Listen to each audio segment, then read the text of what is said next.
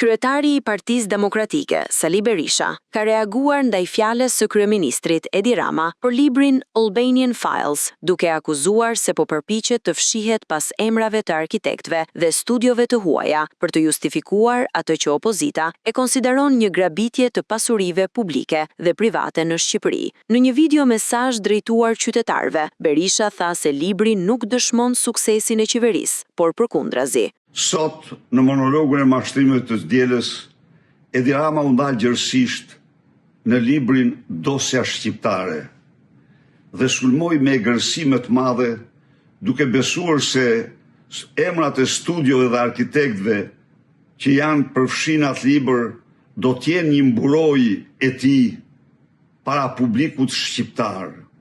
E vërteta është se ai flet për inkuizicion, për protestën dhe intelektual që kanë shkruar, por në realitet ai libër dëshmon më shumë se çdo gjë tjetër Edi Ramën një sultan të një sultanatit të shekujve më parë në të cilin vendi është tërësisht pronë personale e tij.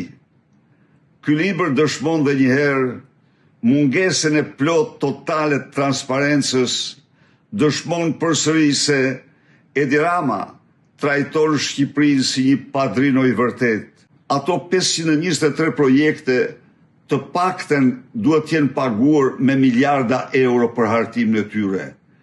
Kush i ka paguar këto projekte? Cili është burimi i parave të këtyre projekteve?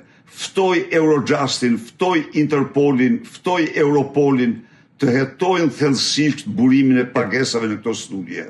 Kryedemokrati akuzoi Ramën për konflikte interesi dhe përfitime familjare në zonën e Gjipës, duke e cilësuar reagimin qytetar ndaj librit si plotësisht të merituar dhe dinjitos.